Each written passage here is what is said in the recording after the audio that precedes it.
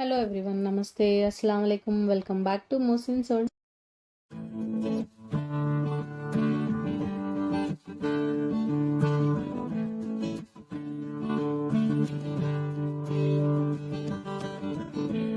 ఈరోజు నేను మీకు బండి మీద తయారు చేసే ముంత మసాలాని చిటికలో ఎలా తయారు చేసుకోవాలో చూపించబోతున్నాను. వాటికి కావాల్సిన పదార్థాలు ఏవో చూద్దాము.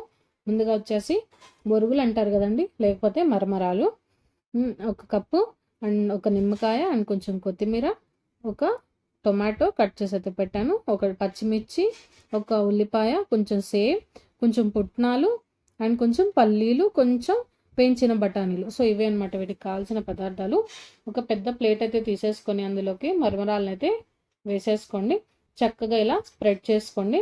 స్ప్రెడ్ చేసుకున్న తర్వాత ముందుగా సేవ్ అయితే వేసుకోండి. ఇందులోకి సేవ్ వేసుకున్న తర్వాత మనం ఇందాక చూపించాను కదా పల్లీలు, పుట్నాలు, బఠానీలు, ఇవి కూడా అయితే వేసుకోండి. వేయించి అయితే ముందుగానే పెట్టాను నేను.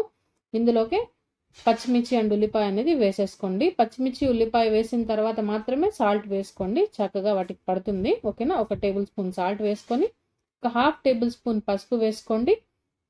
అండ్ ఇందులోకి ఒక హాఫ్ టేబుల్ స్పూన్ కారం సరిపోతుంది. ఎక్కువ అయితే మళ్ళీ ఇబ్బంది పడిపోతారు. హాఫ్ అయితే సరిపోతుంది. ఒక half table spoon garam masala.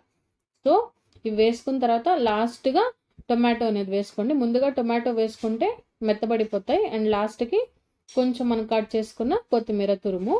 So ఇవి వేసేసుకొని చక్కగా అయితే కలిపేసుకుందామండి. ముందుగా టొమాటో వేసుకుంటే మరమరాలు అనేది మెత్తబడిపోతాయి. సో లాస్ట్కి అయితే వేసుకోండి. సో ఇప్పుడు నీట్గా అయితే మిక్స్ చేసుకుందామండి. సో నేను చక్కగా అయితే మిక్స్ చేసేసాను. చూడండి, చూసారా?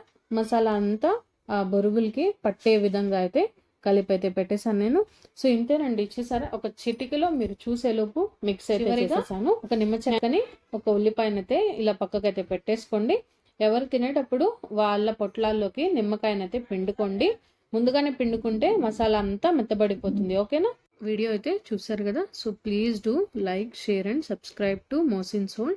సబ్స్క్రైబ్ చేసి ఒక లైక్ చేసి కామెంట్ చేయడం మాత్రం మర్చిపోకండి. Thank you.